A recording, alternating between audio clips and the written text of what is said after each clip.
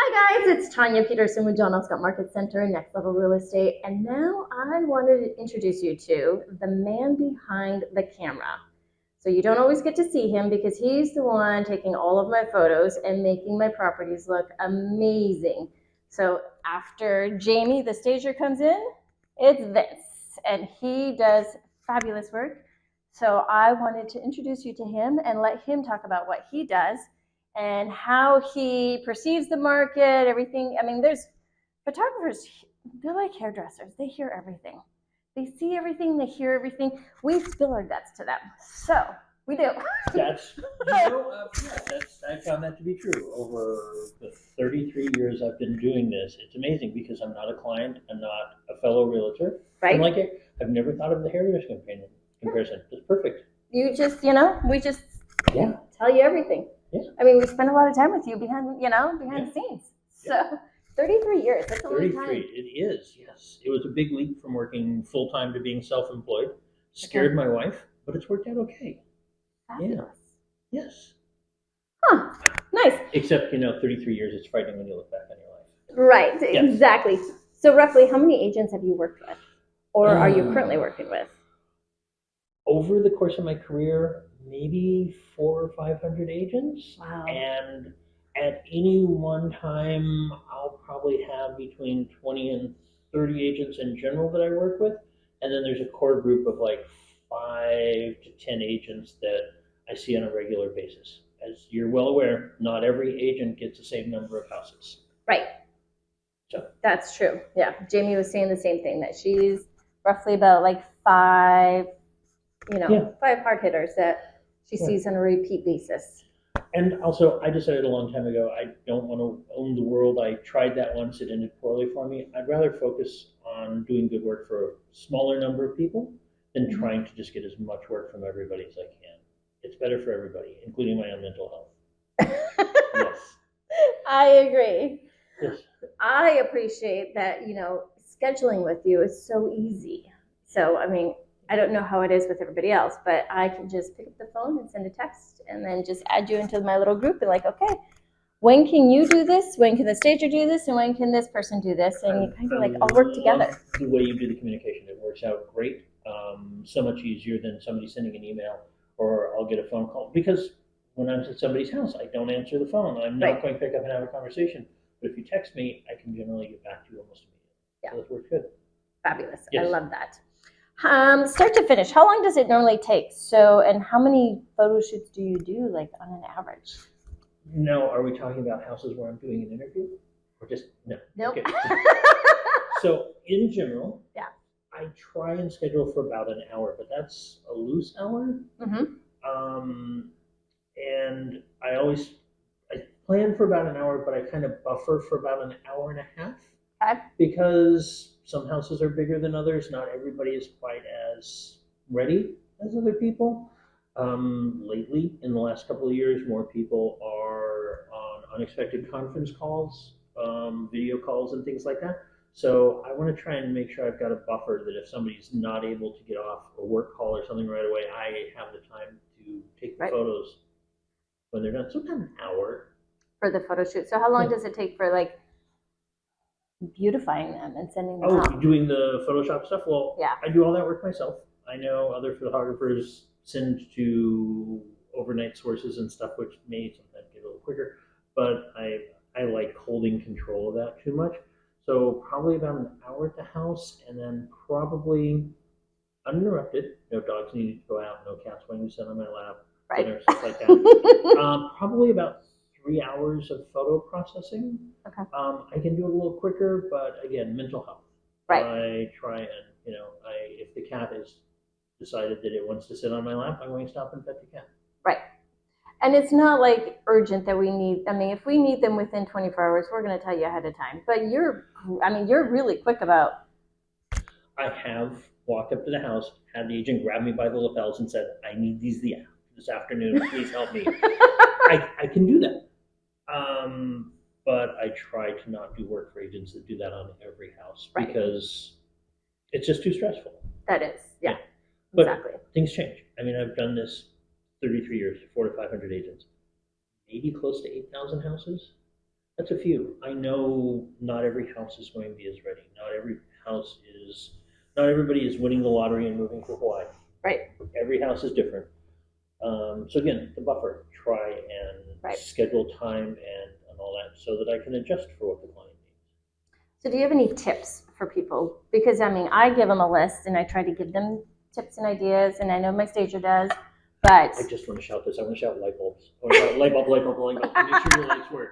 And if practical, the curly compact fluorescents, scourge upon the planet. They should, because they're a very weird color.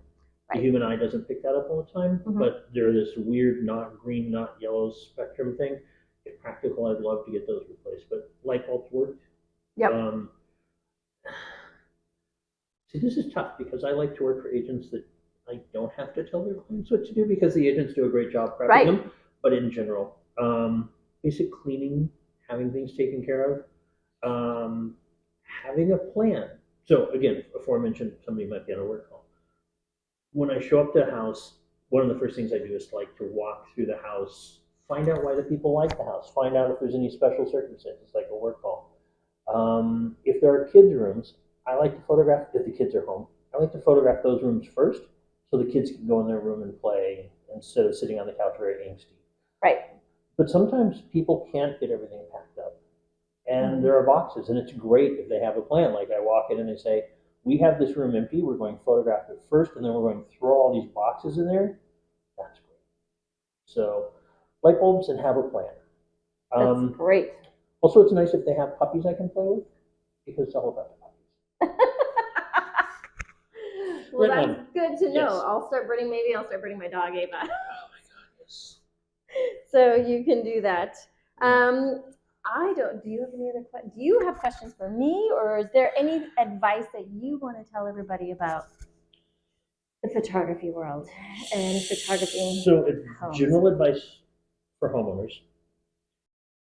don't 20 minutes, 24 hours before we're doing this, decide that it's time to paint a wall or to resod the yard. Sometimes, just let things be. It kind of like that. As a teacher is putting the test on your desk in school, that's not the time to be cramming. Right. Relax and trust your agent. Thank you. Yeah, that. And I also think trusting your agent. I'm not sure if this is exactly what you're asking, but I have run into homeowners who listen to friends or other websites or the mainstream, like some of the popular media sources who get people to read stories by scaring them. So yes, the world's changing. Yes, homes sales go up and down and market rates change, but don't listen to people that want to scare you to get you to buy things from them. Because I've done that. I've walked into homes and people are terrified, and it's like, just don't do that. Yeah. It's easy. Yeah. I mean, it's not that hard. No. So. Other than that, light bulbs worked. I was looking to see what kind of blinds the house has. On homes with wood slat blinds, which are great, I like them down and then turned flat because if you raise them all to the top, they're just a long. Right. If I'm coming to your house and I'm going to photograph it, be prepared to tell me what you like about the house. Why did you love this house when you bought it? Somebody else is going to love that too. That's one of the things when I do when I walk around. Friendly banter, and one of the questions is, so what do you guys like about this house? Because I've actually discovered views that like I wouldn't know it was there. Somebody will say, oh, if you go here and you go around there and you do this, it's this like marvelous thing, or like we're so close to the park, or this or that, and it's like if nobody told me, I wouldn't know those things right away. Right, exactly. So finding out why people love the house enough to buy it, their little stories. Yeah, and that's actually the stories is a good point. When I photograph a house, and you probably notice this when I deliver the photos, they're in a sequential order. I try and tell a story. My wife told me not to talk too much, but I am. I want people to see the photos. I have to present it in the best light, but I have to present the house. I want people to see the photos. I want them to like what they see, And I want them to come here and see that. I don't want them to walk in the door and go, oh my gosh, I didn't think it looked like this. I mean, so when I do the photos, I'll try and tell the story of the house, the flow when people walk in, what are they going to see first? What's going to draw their eyes? I don't know if you can see this, but there are these awesome pendant lights above our head. I'm probably going to take a photo of those, make sure those are featured, because these are Right, really they're cool. beautiful. Yes, I keep looking up. I mean, Mhm. yeah. So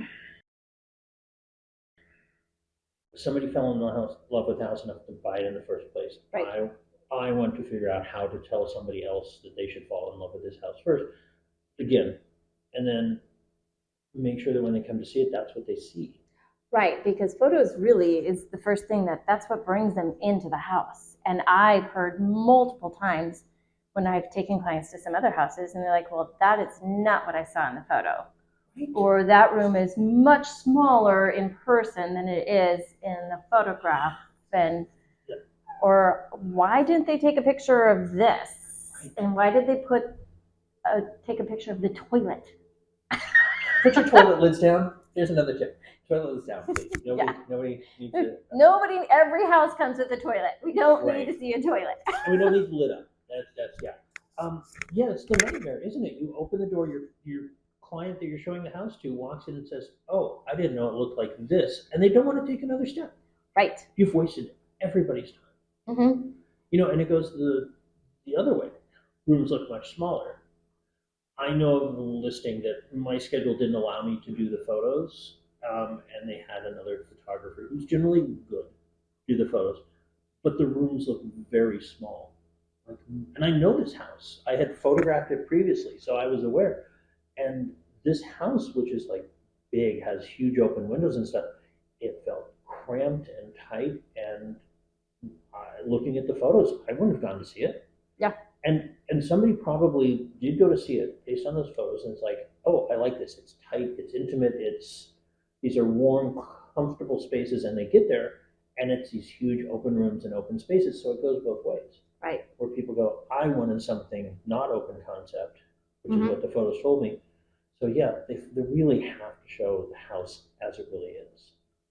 Yeah, they do. They really do. Well, thank you so much for sitting with me and talking you'll to edit me. out all the I talk too much with my wife. When I do that. And I am going to let you photograph this beautiful I'm house. looking forward to it. And I am going to take a quick video while you're photographing the house. Okay. So that people can see you behind the scenes, because you're behind the camera. I am. So. For a reason. But I want to say thank you so much for everything, because you helped me throughout my entire few years. You know, so I mean, finding you has been a game changer for me. One of the things that I'm very proud of is I can work while I'm blushing. Uh-huh. And so, good. I'm glad. I appreciate that. And that's, you know, there's this expression, the rising tide lifts all ships. Mm-hmm. And if one of the joys of being self-employed is I can work with who I want and tell other people, gosh, I'm sorry, I can't fit that in. Right. And having agents who do the right thing for their clients, makes my job easier. And that's what I want to promote.